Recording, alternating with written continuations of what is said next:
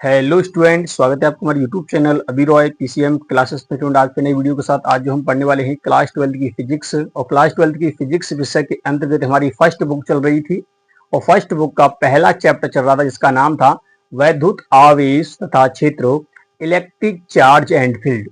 ठीक है, इसका ये 6वां लेक्चर है। 5 लेक्चर हमने कवर कर लिए हैं। ठीक है, इससे पिछले वाले वीडियो में यानी पिछले वाले लेक्चर में हमने देखा था कि वैद्युत द्विध्रुव के कारण अच्छी स्थिति पर वैद्युत क्षेत्र की तीव्रता किस प्रकार से निकालते हैं, यानी कि उसका हमने डेरिवेशन वहां पर किया था। ठीक है, आज के इस वीडियो में हम उससे अगला वाला टॉपिक लेकर चलेंगे, यानी कि मैंने बताया था आपको कि वैद्युत द्विध्रुव के कारण वैद्युत क्षेत्र की तीव्रता हम 2 प्रकार से पढ़ेंगे, एक अच्छी स्थिति पर और एक निरक्षी स्थिति पर। तो ये पार्ट 2 है इसी का, यानी कह सकते हैं लेक्चर बेशक ये 6 है, परंतु जो मैंने जो लेक्चर 5 लिया था उसका पार्ट 2 है ये। ठीक, इसमें हम देखेंगे कि वैद्युत द्विध्रुव के कारण निरक्षी स्थिति में वैद्युत क्षेत्र की तीव्रता क्या होती है, उसका व्यंजक क्या होता है, ये डेरिवेशन यहाँ पर हम करने वाले हैं। ठीक है, बहुत ही सिंपल तरीका से करेंगे, अपनी भाषा में एक एक स्टेप को समझते हुए यहाँ पर इस पूरे डेरिवेशन को कंप्लीट करेंगे। ठीक है, बस आपको करना क्या है, आपको वीडियो के एंड तक बने रहना है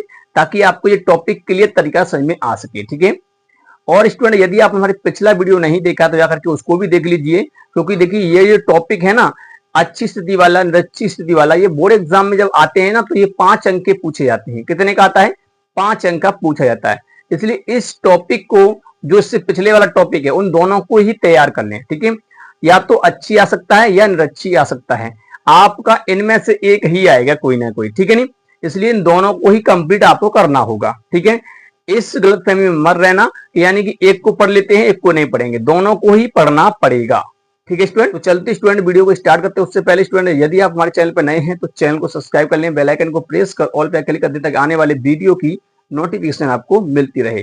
तो चलते हैं वीडियो को स्टार्ट करते हैं। तो चलिए स्टूडेंट बात करते हैं वैद्युत द्विध्रुव के कारण निरक्षीय स्थिति पर वैद्युत क्षेत्र की तीव्रता। ठीक है, तो निरक्षीय स्थिति पर यहाँ पर हम वैद्युत क्षेत्र की तीव्रता देखेंगे वैद्युत द्विध्रुव के कारण। ठीक है नहीं, ये लेक्चर नंबर हमारा 6वां है और ये न्यू सेशन चल रहा है 2026-27 के लिए है। ठीक है, विद न्यूमेरिकल इस पूरी फिजिक्स को कंप्लीट कराया जाएगा। जो भी इसके इंपोर्टेंट टॉपिक हैं वो सारे कंप्लीट कराए जाएंगे, थ्योरेटिकल हो चाहे न्यूमेरिकल हो, सभी तरीका से आपको ये फिजिक्स कंप्लीट कराई जाएगी। ठीक है नहीं, तो चलिए वैद्युत द्विध्रुव के कारण निरक्षीय स्थिति पर वैद्युत क्षेत्र की तीव्रता। ठीक है, देखिए वीडियो के एंड तक बने रहें तभी टॉपिक समझ में आएगा। ठीक है, तो यहां पर कह रहा है वैद्युत द्विध्रुव के कारण निरक्षीय स्थिति पर वैद्युत क्षेत्र की तीव्रता। तो वैद्युत द्विध्रुव, सबसे पहली बात तो यह है कि अगर जब हमने अच्छी स्थिति पर देखा था तो वहां पर भी हमने एक वैद्युत द्विध्रुव लिया था, तो यहां पर भी हम लेंगे वैद्युत द्विध्रुव। मैं पहले ही आपको बता चुका हूं कि अच्छी स्थिति क्या होती है, अक्ष क्या होता है, निरक्ष क्या होता है। ठीक है नहीं, निरक्ष होता है यानी कि लंबवत, किसी की चीज का लंबवत होता है। अगर मैं अपना अक्ष देखूं तो मेरा अक्ष कैसे, इस प्रकार से है, निरक्ष कैसे होगा, ऐसे होगा। ठीक है नहीं, इस प्रकार से। तो चलिए सबसे पहले हम यहाँ पर एक वैद्युत द्विध्रुव बनाएंगे। ठीक है, एक वैद्युत द्विध्रुव लेंगे। वैद्युत द्विध्रुव क्या होता है, यानी कि समान परमाणु के विपरीत आवेश अल्प दूरी पर स्थित होते हैं तो इस प्रकार के बने निकाय को वैद्युत द्विध्रुव कहते हैं। मैं कई बार समझा चुका हूं। ठीक है, तो चलिए, तो यानी कि ये आपका वैद्युत द्विध्रुव है इस प्रकार से, ये एक वैद्युत द्विध्रुव, इसे नाम देते हैं ए, ये पॉइंट बी, यहां माइनस क्यू आवेश, यहां पर प्लस क्यू आवेश, यानी कि समान परमाणु के होते हैं, चिन्ह में विपरीत होते हैं।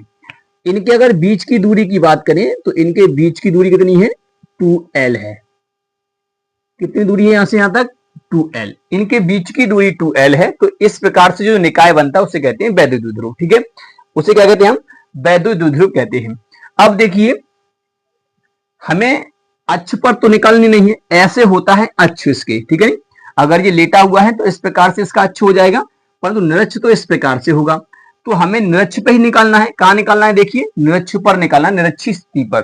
तो हमें क्या करना होगा, इस वैद्युत द्विध्रुव के मध्य बिंदु से हम एक ऊर्ध्वाधर एक पॉइंट लेंगे कुछ दूरी पर। ठीक है, उस पर इस पूरे वैद्युत द्विध्रुव के कारण चुंबकीय वैद्युत क्षेत्र की तीव्रता की हम गणना करेंगे। क्लियर, तो चलिए, तो मध्य बिंदु हमारा मान लेते हैं ये है। देखिए ये हमने मध्य बिंदु मान लिया है, इसको हम ओ नाम देते हैं। क्या नाम देते हैं, ओ, ओ पॉइंट नाम देते हैं।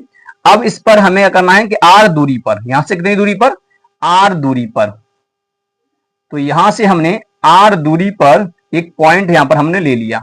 ठीक है, एकदम सीधा बनाएंगे थोड़ा सा।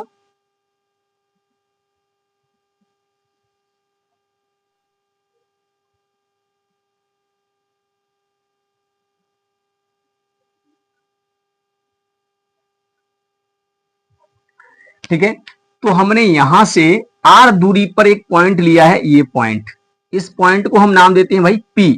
क्या नाम देते हैं इसको, पी नाम देते हैं इस पॉइंट को, पी। ठीक है नी, ये पॉइंट पी है और कहां पर है, ये आर दूरी पर है, यहां से आर दूरी पर ये हमने पॉइंट लिया यहां से। ठीक है नी, इस प्रकार से आपको ध्यान में रखना है कि ये आर दूरी पर हमने एक बिंदु लिया है पी, जिस पर हमें वैद्युत क्षेत्र की तीव्रता की गणना करनी है। तो चलिए, सबसे पहली बात तो ये होती है कि हम जानते हैं एकल बिंदु आवेश के कारण वैद्युत क्षेत्र की तीव्रता का फॉर्मूला क्या होता है, वो होता है आपका E बराबर होता है 1/4 pi epsilon not Q upon R square. तो इसका मतलब ये है कि इस वाले फॉर्मूला में दूरी का सबसे ज्यादा महत्व होता है। तो दूरी आपको यहाँ पर लेनी पड़ेगी। पहले हम देखिए, ये सभी एकदम तो नहीं निकाल सकते इस पर, पहले हम इसके कारण निकालेंगे, फिर इसके कारण निकालेंगे। जैसे हमने अच्छी स्थिति पर किया था ऐसे यहां करेंगे। तो प्लस क्यू आवेश के कारण बिंदु पी पर निकालेंगे। ठीक है, बिंदु पी पर निकालेंगे, फिर माइनस क्यू के कारण बिंदु पी पर निकालेंगे, दोनों को निकाल लेंगे, दोनों को फिर जोड़ देंगे। ठीक है ना, तो चलिए, तो सबसे पहले क्या करते हैं, आपको दूरी पता होना चाहिए, तो एक काम करते हैं, इस पॉइंट को इससे मिला देते हैं। पहले इसको मिला दें इससे। तो हमने यहां पर इन दोनों पॉइंटों को, ये बिंदु बी को भी पी से मिलाया है और बिंदु ए को भी पी से, यानी कि प्लस क्यू आवेश से हम यहां तक की दूरी निकालेंगे पहले, और माइनस क्यू आवेश से यहां तक की दूरी निकालेंगे, फिर इसी फॉर्मूले का प्रयोग करके हम प्लस क्यू आवेश के कारण बिंदु पी पर वैद्युत क्षेत्र की तीव्रता निकालेंगे, फिर माइनस के कारण निकालेंगे। ठीक है, तो पहले हम यहां पर निकालेंगे। तो चलिए, सबसे पहले आप इसकी थ्योरी लिखेंगे। क्या लिखेंगे, सबसे पहले आप इसकी थ्योरी लिखेंगे। अब देखिए, ये मध्य बिंदु है, तो आप समझ सकते हैं कि ये जो दूरी होगी कितनी होगी। अच्छा, ये कोण कितना होता है, ये कोण है यहाँ पर थीटा, कितना कोण है भाई, थीटा, तो ये भी यहाँ पर कितना होगा, थीटा है। ठीक है, ये जो दूरी है यहां से अगर हम बात करें, ये मध्य बिंदु है, तो ये एल एल दूरी हो जाएगी, यहां से कितनी दूरी हो जाएगी, ये एल एल दूरी हो जाएगी। क्लियर, मध्य बिंदु है, ये 2l था, तो एल और एल हो जाएगी। ठीक है, चलिए, अब देखिए यहां पर हम सबसे पहले क्या करेंगे, थ्योरी लिखेंगे, उसके बाद कैलकुलेशन स्टार्ट करेंगे। यहाँ पर थ्योरी किस प्रकार से लिखेंगे, थ्योरी लिखिए इसकी। देखिए, थ्योरी में आपको थोड़ा बहुत लिखना होता है, क्योंकि जब तक आप थ्योरी नहीं लिखोगे तब तक उसका आपको नंबर नहीं मिलेगा। थ्योरी का भी आपको नंबर मिलता है और डायग्राम का भी आपको नंबर मिलता है। जब आप डायग्राम बनाओगे और आप थ्योरी लिखोगे, उन दोनों का नंबर आपका ऐड होता है। ठीक है, ऐसा नहीं है कि इसका नंबर नहीं मिलता है, थ्योरी लिखने का भी नंबर मिलता है। थ्योरी कोई अंत से थोड़ी लिखते हैं, रटनी नहीं पड़ती, जो तुमने यहां पर जो किया है बस वही लिखना पड़ता है थ्योरी के अंदर। तो क्या लिखना है, तो लिखेंगे, चलिए आप कॉपी पेन लेकर के आप थ्योरी लिखेंगे। सबसे पहले कि आप किस प्रकार से लिखेंगे, लिखेंगे कि माना ए बी एक वैद्युत द्विध्रुव है। क्या लिखेंगे, माना ए बी एक वैद्युत द्विध्रुव है जो माइनस क्यू तथा प्लस क्यू आवेश से मिलकर के बना हुआ है, जिनके बीच की दूरी 2l है। कितनी है, 2l है। ठीक है नी, वैद्युत द्विध्रुव के मध्य बिंदु O से ऊर्ध्वाधर r दूरी पर एक बिंदु P लिया है, एक बिंदु P लिया है, जिस पर वैद्युत क्षेत्र की तीव्रता की गणना करने पर, जिस पर वैद्युत क्षेत्र की तीव्रता की गणना करने पर।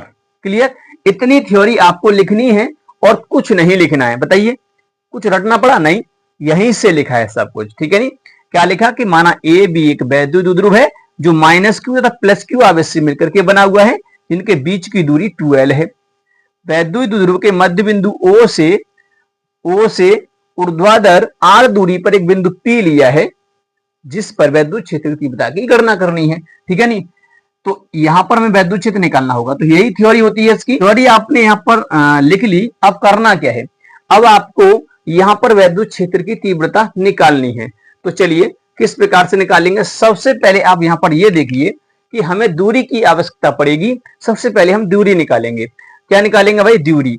तो दूरी किस प्रकार से निकालेंगे, तो चलिए सबसे पहले हम यहाँ पर त्रिभुज लेते हैं। त्रिभुज, सबसे पहले त्रिभुज लीजिए, कौन सा भी त्रिभुज ले लीजिए, ये दोनों ही त्रिभुज समकोण है, ये भी 90 डिग्री का है, ये भी 90 डिग्री का है, दोनों ही समकोण है। ये L है, ये भी L है, ये R है, तो इसके लिए भी ये लंब है, ये लंब का काम करेगा।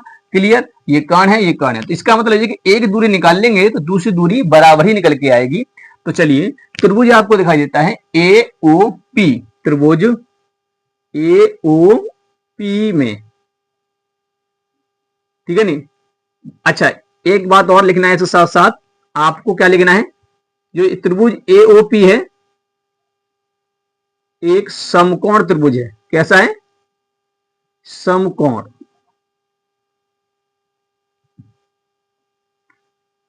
समकोण त्रिभुज है, समकोण त्रिभुज है ये।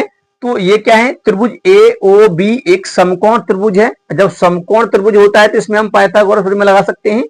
पाइथागोरस प्रमेय क्या कहती है? कर्ण का वर्ग बराबर लंब का वर्ग प्लस आधार का वर्ग। तो लंब ये हो गया, आधार ये हो गया, ठीक है नहीं, कर्ण ये हो गया, ठीक है। तो लिखेंगे इसलिए पाइथागोरस प्रमेय से, पाइथागोरस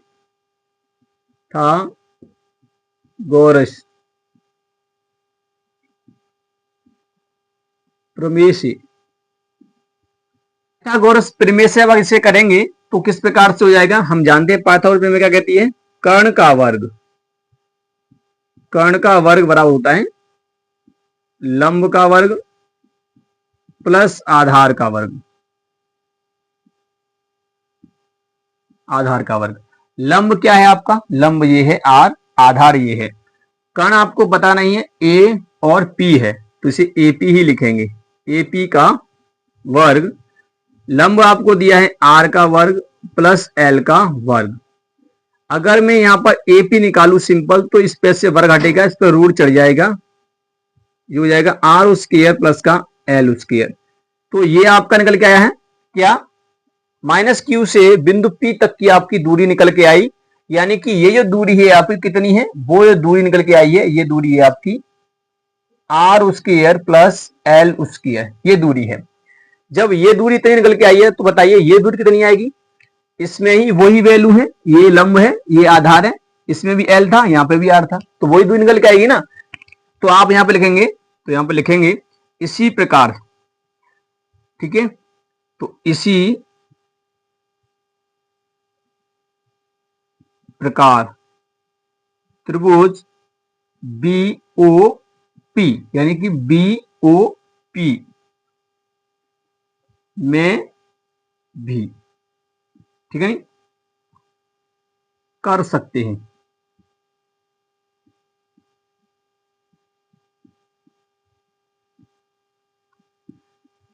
क्लियर? त्रिभुज A जो BOP दिया है उसमें भी हम इसी प्रकार करके कर सकते हैं, पूरा ऐसा करने की कोई आवश्यकता नहीं है, ठीक, कर सकते हैं। अतः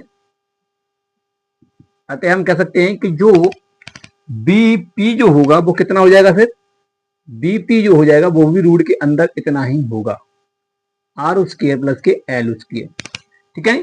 तो वो भी इतना ही होगा। तो इसका मतलब यह कि दोनों ही बराबर है, यानी कि जो AP जो है ना वो BP के बराबर है, दोनों ही बराबर हैं, इसलिए ये भी क्या हो जाएगा? इतना ही हो जाएगा, R square plus L square, इस प्रकार से हो जाएगा, ठीक है। जब दूरियां निकल आई हैं तो इसी फॉर्मूले का प्रयोग करके हम यहाँ विद्युत क्षेत्र की तीव्रताएं निकाल लेते हैं, ठीक है। तो चलिए पहले इसको यहां से नोट कर लीजिए, फिर यहां से इसको हटा देते हैं, उसके बाद आगे कैलकुलेशन करते हैं। तो चलिए स्टूडेंट अब बात करते हैं, यहाँ पर हम आगे देखिए। अब सबसे पहले हम बात कर लेते हैं इनके डायरेक्शन की, यानी वैद्युत क्षेत्र के डायरेक्शन की बात कर लेते हैं कि प्लस के कारण वैद्युत क्षेत्र की डायरेक्शन क्या होगी और माइनस Q आवेश के कारण वैद्युत क्षेत्र की डायरेक्शन क्या होगी। प्लस के कारण वैद्युत क्षेत्र की जो डायरेक्शन होती है वो होती है उससे दूर की ओर, ठीक है नहीं। तो वैद्युत क्षेत्र की दिशा होती है दूर की ओर, तो इसका मतलब ये कि इसके लिए तो भैया इस प्रकार से हो जाएगा, ये विद्युत क्षेत्र की डायरेक्शन हो जाएगी, ठीक है। और इसे हम परिमाण में ही लेंगे, ठीक है नहीं। तो ये E1 मान लेते हैं, इसका प्लस Q आवेश के कारण E1 मान लेते हैं। इसी प्रकार से अगर हम देखेंगे माइनस Q के लिए, तो माइनस Q के लिए होती है उसके पास की ओर, तो इस प्रकार से इसका हो जाएगा E2, ये हो गया E2, ठीक है।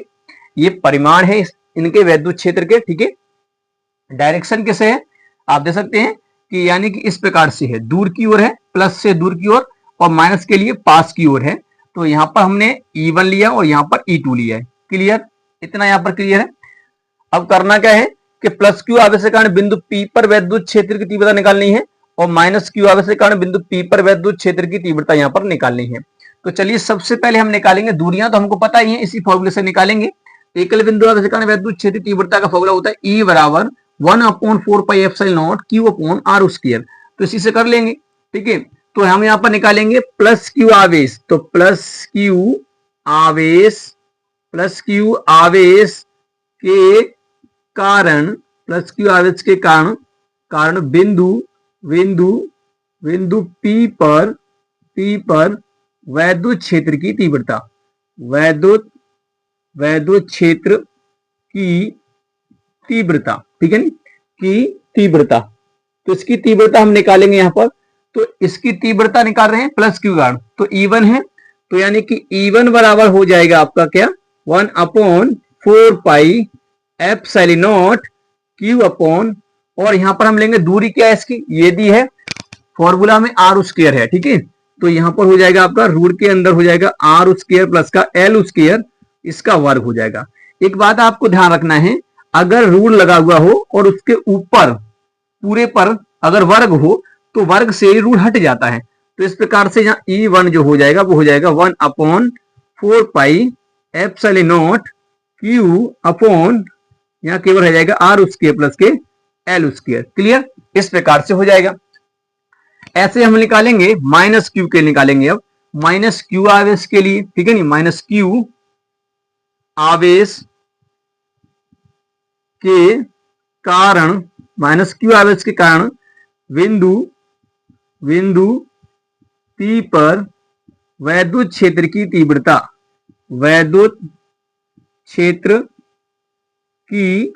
तीव्रता, ठीक है नी। तो इसके कारण निकालेंगे बिंदु माइनस क्यू आवेश के कारण बिंदु P पर, तो ये निकल के आएगी E2। क्या है इसकी, देखिए E2 ये है ना, तो E2 बराबर फॉर्मूला वही लगेगा 1/4πε0 Q/, में। अब यहां पर भी ऐसे होगा, दूर तो वही है ना, स्क्वायर होगा, तो इसका मतलब यही रहेगा r का वर्ग प्लस l का वर्ग, ठीक है, इस प्रकार से। तो E1 E2 हमने निकाली यहाँ पर। अब देखिए दोनों की अगर हम देखें परिणामी तीव्रता जो है दोनों की वो समान है। अगर हम देखें कि जो E1 और E2 जो है इनका परिणामी वैद्युत क्षेत्र जो है वो समान है, E1 का मान और E2 का मान दोनों का समान है, ठीक है नी। E1 और E2 के जो वैल्यू है वो सभी के सभी कैसे हैं, समान है। इनका अगर हम परिमाण देखें तो देखिए E1, अतः हम कह सकते हैं यहाँ पर क्या कह सकते हैं, अतः जो E1 का जो परिमाण है वो आपका बराबर है E2 के परिमाण के बराबर है, ठीक है नी। क्योंकि देखिए यहाँ पर ये वाली वैल्यू देखिए, ये वाली वैल्यू देखिए, दोनों बराबर है ना। तो परिमाण में देखिए यहाँ मोड इसलिए लगाते हैं, माइनस अगर होगा वो प्लस हो जाएगा, ठीक है नी, यानी कि प्लस वैल्यू रहेगी मान के लिए, ठीक है नी, इस प्रकार से। तो ये है इनका परिमाण कैसा है, बराबर है। जब परिमाण बराबर है तो अब देखिए बात ये आती है कि अब इनका निकालना है नेट वैद्युत क्षेत्र, यानी कि इन दोनों आवेश के कारण इस बिंदु P पर वैद्युत क्षेत्र निकालेंगे। तो कैसे निकालेंगे, हमें तो जोड़ना था, परंतु डायरेक्शन देखिए ना, तो ये विपरीत है, एक डायरेक्शन इस प्रकार से है, एक डायरेक्शन ऐसे है, तो ये विपरीत भी नहीं है, ठीक है नी। और दूसरी बात ये एक डायरेक्शन में भी नहीं है, ठीक है नी। तो क्या करना पड़ेगा, ऐसी कंडीशन में हम करते हैं घटक, क्या करते हैं, घटक करते हैं। तो यहीं पर देखिए अब डायग्राम बनाएंगे यहाँ पर थोड़ा सा। घटक किस प्रकार से करेंगे, घटक इस प्रकार से करते हैं कि आप ये देखिए ये विद्युत क्षेत्र और ये E2 विद्युत क्षेत्र, आप इसके वैद्युत क्षेत्र के लंबवत और क्षैतिज घटक कीजिए। लंबवत और क्षैतिज घटक, लंबवत कैसे होते हैं, क्षैतिज का मतलब होता है पृथ्वी के ऐसे, ठीक है नी, क्षैतिज तल पर, और लंबवत इस प्रकार से, ठीक है नी। तो अगर हम देखेंगे तो ये है आपका क्षैतिज ऐसे करके और लंबवत होगा ऐसे करके। तो अगर हम इसके घटक करेंगे तो देखिए ये हो गया भैया इसका ए ऐसे, तो ये हो गया इसका क्षैतिज घटक। वैद्युत क्षेत्र का एक क्षैतिज घटक हो गया ये वाला, ठीक है नी, इस प्रकार से इसको ई मान लेते हैं, ठीक है नी, ई मान लिया इसको हमने, ठीक है। और ये यहाँ पर अगर देखेंगे तो यहाँ पर कितना कोण बन रहा है, क्षैतिज घटक का मतलब क्या है, ये वाला, और जहां देखें तो इस गति कैलकुलेशन से देखेंगे तो यहाँ कोण थीटा हो जाएगा, यहाँ पर थीटा है तो यहाँ पे भी थीटा होगा, क्योंकि यहाँ पर जेड बन रहा है, ठीक है, इस प्रकार से। तो ये भी थीटा होगा भाई, कितना होगा, ये भी थीटा होगा। क्लियर। और ये हो गया, हो जाएगा ये वाला, इस प्रकार से हो गया ये लंबवत घटक। क्लियर, ये हो गया इसका लंबवत घटक। तो इसे मान लीजिए इस प्रकार से, तो इसका लंबवत घटक ये हो गया, तो इसे हम और ये वाला, ठीक है, ये लंबवत घटक हो गया।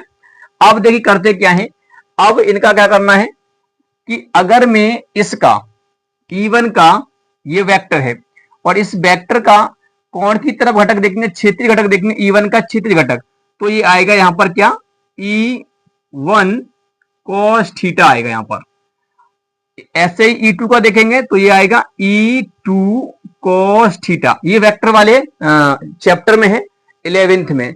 यहां पर हम जब किसी मतलब वेक्टर का घटक करते हैं लंबवत और क्षैतिज, तो उसमें इस प्रकार से लिया जाता है, यानी अगर कोण की तरफ जाते हैं तो वहां पर cos थीटा आता है और कोण के विपरीत जाते हैं तो sin थीटा आता है। तो यहां पर देखिए कोण की तरफ आ रहे हैं इसलिए cos थीटा आया है, यहां पर भी हम कोण की तरफ आ रहे हैं इसलिए क्या आ रहा है, cos थीटा आ रहा है। और इसके विपरीत जाएंगे, अगर हम ऐसे विपरीत जा रहे हैं तो आएगा यहां पर क्या, E1 sin थीटा।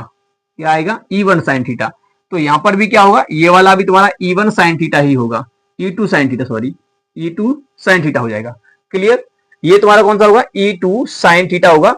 देखिए यहां पर ही आप इसे एडजस्ट कर लेंगे, वहां पर बनाएंगे तो ठीक। तो यहां पर इस प्रकार से हो गया। अब देखिए जब परिणामी यहां पर अगर देखेंगे तो देखिए, अब देखिए यहां पर ये हो गया आपके क्षैतिज घटक और ये हो गया आपके लंबवत घटक। तो एक की डायरेक्शन ऊपर की तरफ, एक की डायरेक्शन नीचे की तरफ। तो यहाँ E1 sin थीटा और E2 sin थीटा विपरीत है नहीं है, यहां पर देखिए ये ऊपर है ये नीचे है, तो विपरीत होते हैं। तो हमने पहले ही बताया था कि एक माइनस में आता है, यानी कि इनको घटा करके ही इनका परिणामी निकाला जाता है, जो बड़ा होता है उसमें से घटा देते हैं। तो यहां पर तो अगर आप देखेंगे दोनों वैद्युत क्षेत्र की परिणामी तीव्रता बराबर है, ये देखिए दोनों ही बराबर हैं। जब दोनों ही बराबर, अगर E1 का मान यहां पे भी रखोगे, E2 का मान यहां पे भी रखोगे, तो समान मान है, समान मान रखोगे, तो जब इनका अंतर करोगे तो 0 आएगा। इसका मतलब यह है कि ये वाले तो घटक एक दूसरे को निरस्त कर देंगे। क्या कर देंगे, निरस्त कर देंगे। बचे कौन से घटक, क्षैतिज घटक। तो ये वाले क्षैतिज घटक जो हैं ये आपस में जुड़ जाते हैं। क्या होते हैं, आपस में जुड़ जाते हैं। तो आपको लिखना क्या होगा, इसमें थोड़ा सा लिखना है। तो चलिए आपको लिखना क्या है, मैं यहीं पर लिख देता हूं, इसको थोड़ा सा एडजस्ट कर लेंगे यहां पर। तो क्या लिखना है,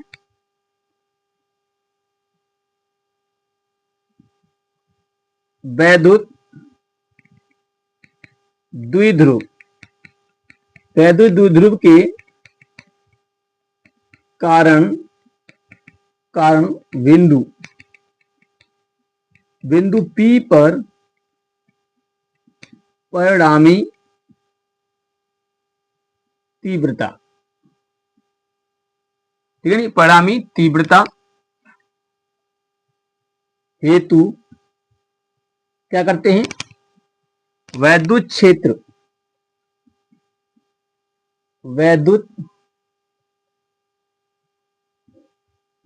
क्षेत्र के घटक लेने पर, ठीक है नहीं, घटक लेने पर, ठीक है नहीं,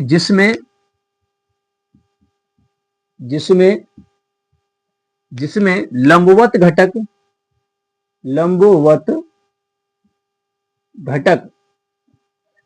कौन कौन से हैं आपके, E1 sin theta, E2 sin theta, एक दूसरे को निरस्त करते हैं,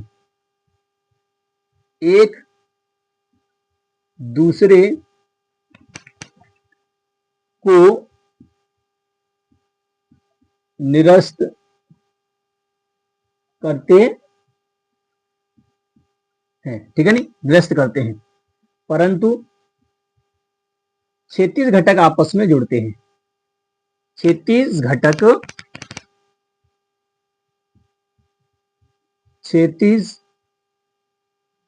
घटक E1 cos theta, E2 cos theta आपस में जुड़ जाते हैं,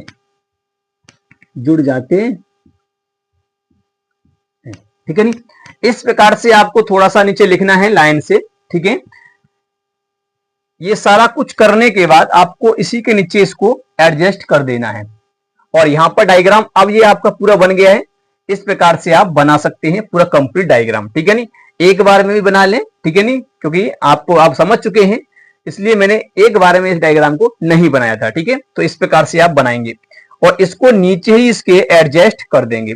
चलिए अब आपको करना क्या है, अब आपको थोड़ा सा आगे कैलकुलेशन करना है, क्योंकि आपको पता है कि E1 sin थीटा और E2 sin थीटा जो है वो एक दूसरे को निरस्त कर रहे हैं, तो इनको तो लेंगे नहीं, हम क्षेत्रीय घटक वाले लेंगे, तो ये वाले क्या हो रहे हैं, आपस में जुड़ जाएंगे। तो परिणामी तीव्रता हेतु मैंने यहां पर लिखा है वैद्युत ध्रुवीय कारण बिंदु P पर परिणामी तीव्रता हेतु वैद्युत क्षेत्र के घटक लेने पर, जिसमें लंबवत घटक E1 sin थीटा और E2 sin थीटा एक दूसरे को क्या कर रहे हैं, निरस्त करते हैं, परंतु क्षेत्रीय घटक E1 cos theta E2 sin theta आपस में जुड़ जाते हैं। तो इसका मतलब इनके कारण तो कोई वैद्युत क्षेत्र नहीं होगा, इसी कारण होगा, तो इसी को लेंगे हम, ठीक है।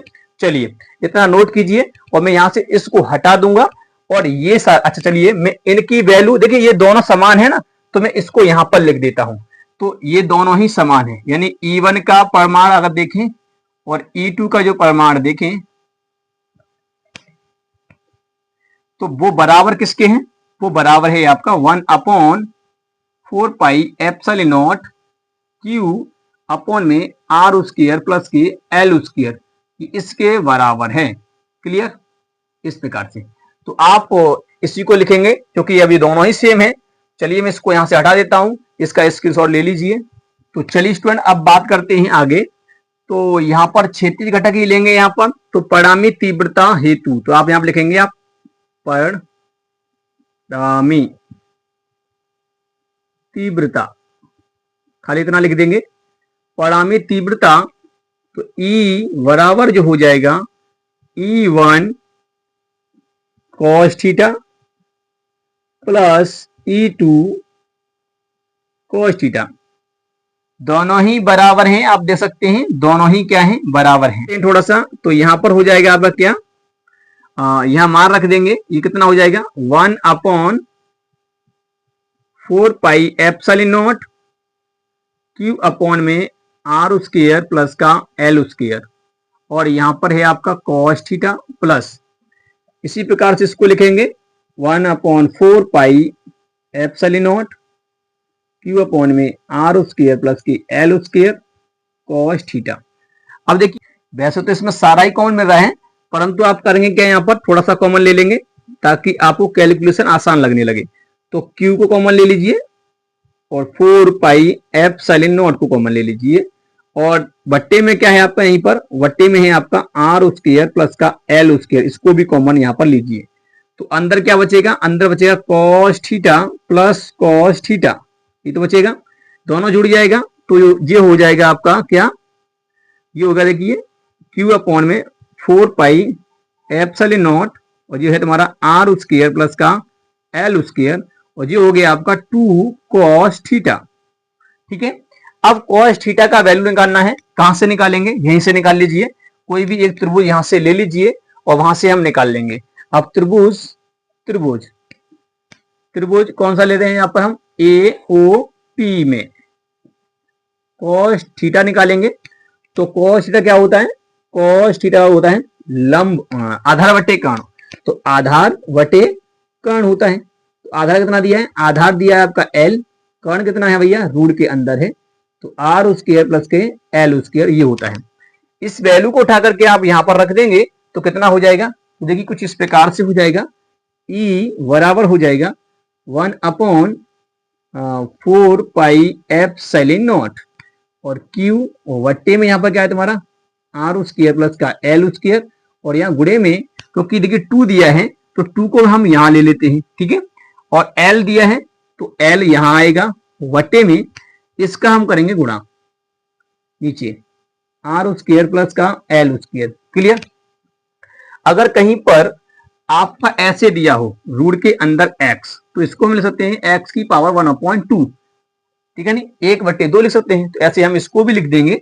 तो कितना हो जाएगा, ये हो जाएगा E बराबर 1/4 पाई एप्सिलॉन नॉट, ये हो जाएगा 2QL, और वट्टे में देखिए ये कितना है तुम्हारा आर स्क्वायर प्लस का एल स्क्वायर, और यहाँ पर जो हो जाएगा एक मान लेंगे ऊपर खाली, क्योंकि एल है यहाँ पर गुणा में आ गया, तो एक रह गया ऊपर, तो नीचे हो जाएगा जी R square plus L square का यहाँ पर हो जाएगा 1/2 की घात हो गई। जब इसको जोड़ेंगे, इसको देखिए जब बेस सेम होते हैं, बेस सेम होने पर गुणा में घातें जुड़ जाती हैं, ठीक है नहीं। तो देखिए R square plus L square और R square plus L square, इस पे घात 1/2, इस पे घात 1, तो 1/2 और 1 को जोड़ेंगे तो 3/2 हो जाएगा, होगा नहीं होगा, तो 3/2 हो जाएगा। तो इस प्रकार से जो हो जाएगा यहाँ पर E बराबर 1/4 पाई एप्सिलॉन नॉट 2QL वटे में नीचे हो जाएगा आपका ये r square plus L square, और ये 3/2 हो जाएगा। क्यों? क्योंकि बेस सेम है तो गुणा में घातें जुड़ती हैं, ठीक है, इस प्रकार से। तो आप देखिए अब यहां पर आपको ऊपर दिखाई दे रहा है 2QL, ये क्या होता है? वैद्युत द्विध्रुव आघूर्ण। तो आप लिख देंगे यहां जो P जो होता है वो होता है 2QL। तो इस वैल्यू को उठा के जब यहां रखोगे तो कितना हो जाएगा? तो ये हो जाएगा आपका यहां पर E बराबर हो जाएगा 1/4 पाई एप्सिलॉन नॉट, और ये हो जाएगा आपका यहाँ पर P वट्टे में नीचे हो जाएगा आपका r square plus L square का 3/2। बस थोड़ा सा और रह गया है, बस करना क्या है आपको? करना ये है, चलिए कहाँ करते हैं, थोड़ा सा इसको यहाँ से रफ कर देते हैं, उसके बाद यहाँ पर ही कर देते हैं इसको, ठीक है। चलिए तो वहां से अगर इसे लेके आएंगे तो एक काम करिए, जो ये r square plus L square दिखाई दे रहा है, तो एल जो है जैसा हमने वहां माना था, तो एल वैसे भी बहुत छोटी दूरी है, क्योंकि ये 2L था, इसको तोड़ दिया तो और छोटा हो गया, ठीक है नी। अल्प दूरी होता है एक वैद्युत द्विध्रुव की, तो ये आर से तो बहुत छोटा होगा, तो इसलिए हम यहां मान लेंगे यदि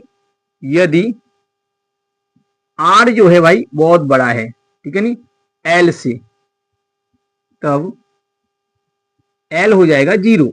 तो इस कंडीशन में ये हो जाएगा E बराबर 1/4 पाई एप्सिलॉन नॉट, और यहां पर ऊपर क्या है P वट्टे में ये हो जाएगा तुम्हारा देखिए आर स्क्वायर, और ये हो जाएगा 3/2, क्योंकि ये तो हो गया भाई 0, तो ये 3/2 है। अब 2 से तो ये 2 कट जाएगा तो 3 रह जाएगा इसके ऊपर, तो E बराबर कितना हो जाएगा 1/4 पाई एप्सिलॉन नॉट, और P वट्टे में हो जाएगा नीचे आर क्यू, ठीक है ना, इसे हटा देंगे यहाँ से, इसका कोई मतलब नहीं, ठीक है ना, इस प्रकार से।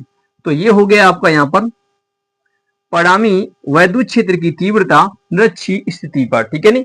P क्या होता है यहाँ पर? वैद्युत द्विध्रुव आघूर्ण होता है, R दूरी होती है, एप्सिलॉन नॉट जो होता है निर्वात की वैद्युतशीलता होती है, ठीक है, ये आपको ध्यान रखना है। तो ये इसका फॉर्मूला होता है। तो परिणामी वैद्युत क्षेत्र तीव्रता निरक्षीय स्थिति पर किस प्रकार से निकालते हैं, वो सारा कुछ मैंने यहाँ पर करवा दिया, ठीक है। थोड़ा सा यहाँ पर क्या होता है, जटिल होता है थोड़ा सा यहाँ पर, तो बस इसी को समझना है, क्योंकि ये वेक्टर फॉर्म है, और वेक्टर की फॉर्म को किस प्रकार से घटकों में तोड़ा जाता है वो 11th क्लास में सिखाया जाता है, ठीक है नहीं। परंतु आपको बस इतना याद रखना है, कोण की तरफ जाएंगे तो कोस थीटा, और कोण के विपरीत जाएंगे तो साइन थीटा आएगा, ठीक है। तो कोण की तरफ जाते हैं, देखिए यहाँ पर थीटा है तो थीटा की तरफ आते हैं, तो इसलिए कोस थीटा आया E1 कोस थीटा, और इसके विपरीत जाएंगे तो क्या आएगा? साइन थीटा आएगा, बस। और ये एक दूसरे के विपरीत हैं, और समान परिणाम है वैद्युत क्षेत्र का। वैद्युत क्षेत्र जो है परिणामी वैद्युत क्षेत्र समान है, इसलिए ये क्या जाएंगे, एक दूसरे को निरस्त कर देंगे, परंतु ये आपस में जुड़ जाएंगे, क्योंकि एक ही डायरेक्शन में, इसलिए आपस में जुड़ गए हैं। क्लियर? तो इस प्रकार से ये हमारा फॉर्मूला निकल के आता है निरक्षीय स्थिति पर वैद्युत क्षेत्र तीव्रता का, ठीक है स्टूडेंट। तो उम्मीद करते हैं आपको समझ में आ गया होगा, वीडियो पसंद आया होगा। वीडियो पसंद आया तो वीडियो को लाइक कर दीजिए, चैनल को सब्सक्राइब कर दीजिए, बेल आइकन को प्रेस कर ऑल पे क्लिक कर दीजिए, तक आने वाले वीडियो की नोटिफिकेशन आपको मिलती रहे। अब मिलेंगे नेक्स्ट वीडियो में, तब तक के लिए जय हिंद, वंदे मातरम।